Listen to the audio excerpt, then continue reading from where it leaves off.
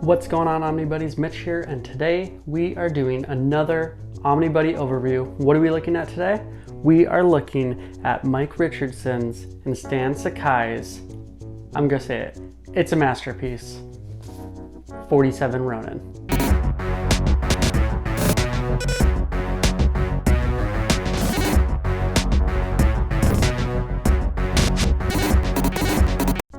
All right, so this book is awesome. There's a bunch of movies based on the same story.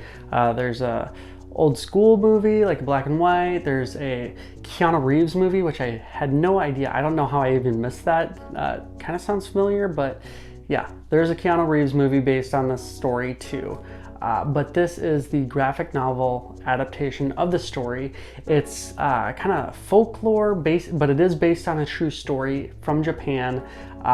The big thing with this story, what they say in Japan, I guess is, I mean, they say it in this book, is to know this story is to know Japan. And dang, is this story good. It is, it just grips you from the beginning. It's intriguing, it's heartbreaking at points, it's infuriating at other points, it's just action-packed at other points. There's revenge, there's love, there's heartbreak, there's all those things. And it's not that big of a book, but somehow they pack it in. So we are gonna take a quick look at this. Let's get it down on the table and see what all the fuss is about. All right, here is the 47 Ronin hardcover by Mike Richardson, Stan Sakai, editorial consultant, Kazuo Quake? I shouldn't even have tried, sorry. Anyways, here is the spine, and this is by Dark Horse, published through Dark Horse. And here is the backside, and it is $19.99 US retail. It is out of print, sadly. You may be able to find a copy at this price. No guarantees. Probably going to be more in the 50-ish range. This was new, and then, you know, it's not new, and it got lost in the mail for well over a month, like a month and a half, and it came in a tiny bag, and it was all beat up, so super sad. But anyway, super cool. This spot gloss with the blood splatter across, super cool. And then just kind of a quick look at the characters on there, super cool.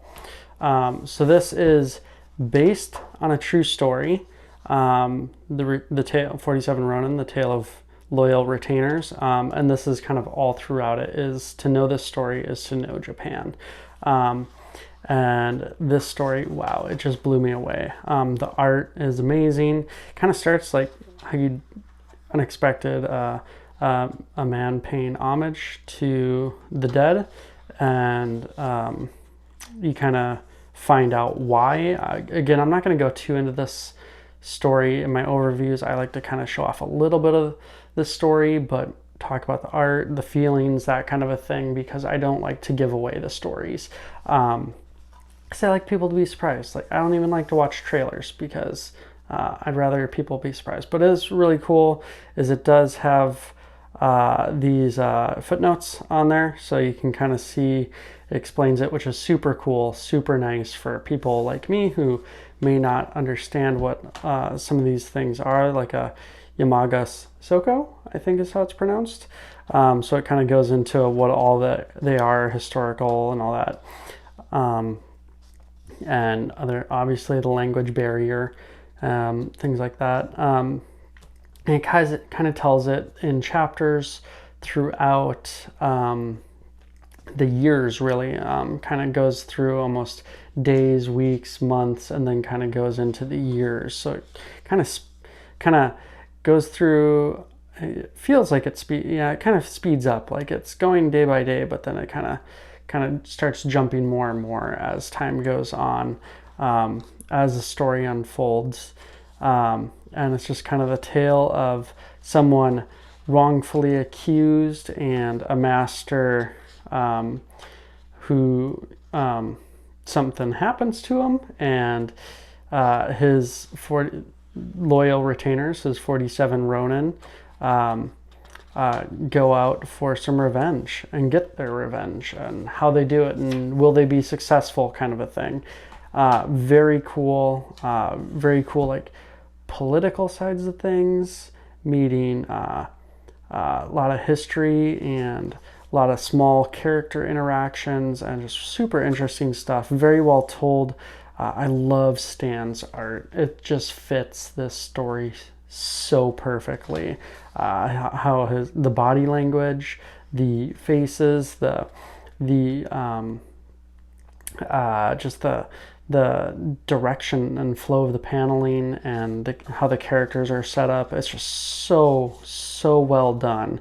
A lot of artists, they're great, but they don't have like kind of the storyboard quite perfected like Stan has that storyboard perfected. Like, there's a lot of text on this page, but the action, the motion, you can follow it really well. You're never confused at where the character placements are or what they're doing. It just flows so naturally, and Stan is just a master at that.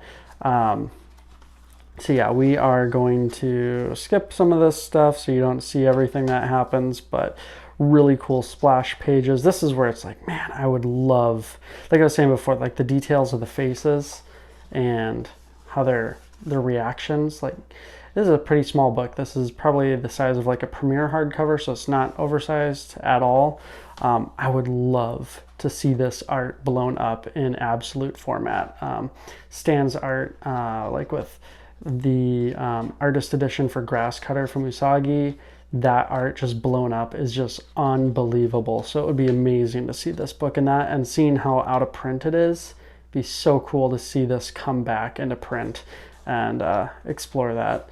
So really cool stuff, and just details on how they hold these pens and all this. Like, if you've read a lot of Usagi and you read a lot of Stan Sakai stuff and how he does his art, it's all beautifully researched and just known in how they handle these things. And man, could not have picked a better artist. And Mike Richardson's writing in this is just natural. It flows, and it doesn't feel clunky at all. It doesn't feel like the story drags. It doesn't feel like it outpaces itself and skips over things. It just clips along just perfectly at a perfect pace. I was never bored. I was always interested in what was going on. There was never wasted panels of interactions or things that I felt were missing.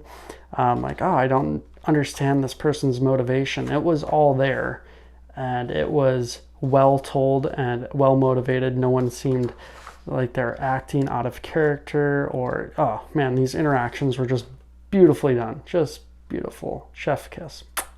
Love it. And then some of the heartbreaking stuff with family and wives, and as these Ronin are leaving and going off to battle, and but yeah, look at these splash pages. Oh, these colors are amazing. Love them. Oh my gosh. Sorry, you hear me gushing here. So good. And just watching these interactions of people being shamed, and are they loyal? Are they not? What's going on? Really well done plot. I can't say how much is just the natural story, what they're pulling from the tale of the 47 Ronin versus what they maybe put some into the book. I can't speak to that, but man, the story was so cool in how you were trying to figure out what their actual plan was. And I mean, they kind of brought you along with it, but seeing it all unfold at the end is just awesome. And I'm going to skip to the very end because I don't want you to see how it ends, because yeah, it's very impactful. Here are the actual names of the 47 Ronin, which I think is so cool that they have these. It says different sources use slightly different spellings of some of the names, result of various interpretations of sounds represented by Japanese characters when translated to English. So it's a little some variation, but they tried to be very true to it. Very cool cover gallery. Very cool. Like, man, these watercolors are just crazy good.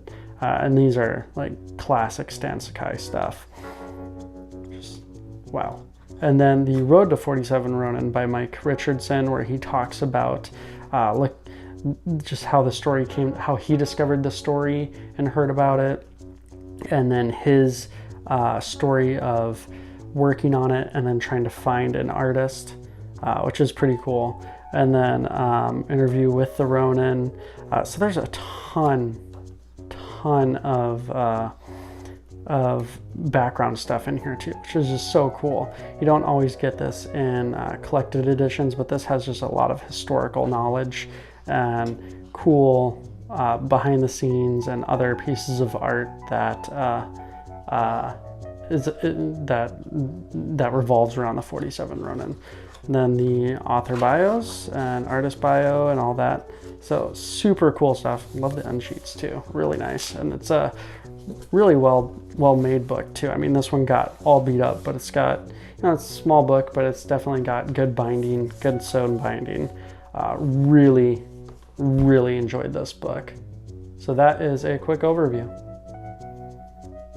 All right, so that is a quick overview of Mike Richardson's and Stan Sakai's 47 Ronin. Like I said all throughout this, the art is outstanding. The story is just so cool. It's not really like anything I've read before.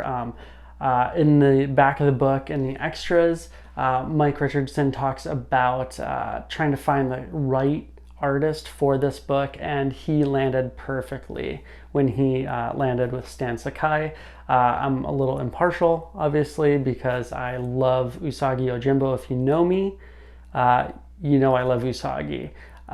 So I'm a little impartial in saying that, but Stan's art is perfect for this. He knows the style, and he knows how to represent the clothing and the architecture and all that. Just, he's got that historical knowledge for the Ronin, all that going on. So perfect art. The story was phenomenally just portrayed. Just keeps rolling. It doesn't drag on for too long. It moves along pretty fast, but it doesn't just kind of gloss over little things. It really shows you what the Ronin went through and how the whole story builds and how the whole story concludes, but it doesn't hold back, and it is super cool. I cannot recommend this book enough.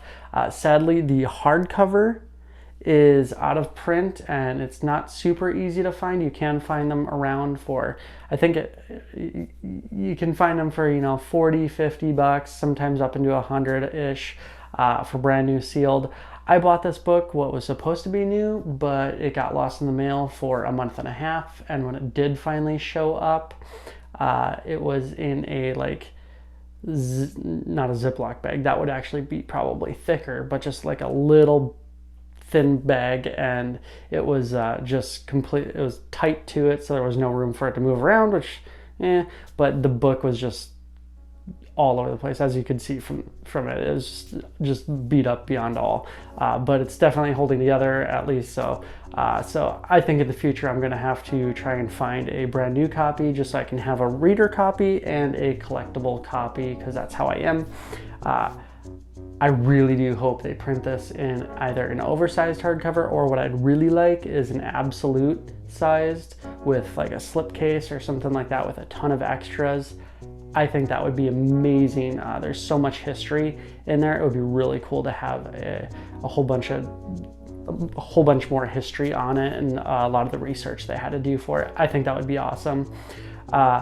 But there is a trade paperback available, so if you're not wanting to go the ultimate collector route or try and spend too much money on such a small book, you can jump on the trade paperback. So you could do that now. I'd recommend it. And then if the story really does speak to you like it did me, you could start looking for some good deals on the more collectible hardcover editions. That's just my recommendation. But definitely recommend reading it. Awesome book. I marathoned it in one night. It's not a long book, but generally I'm not able to read for a few hours straight, and I just piled through that book. Stayed up way too late on a work night and got it done because I had to. But that's it. Remember to like, subscribe, hit the bell for notifications, do all those things, but the most important thing to do is comment. What is your most favorite comic based in history, like out of history? Like, it doesn't have to be an absolute true story, but this is kind of an adaptation. What's a graphic novel that you have found that you absolutely love that is based out of history, that's based on a real story? Let me know in the comments. Love to hear about those. Love historic based graphic novels. So then we can all find out some more. All right, that's it. Take care. Stay safe.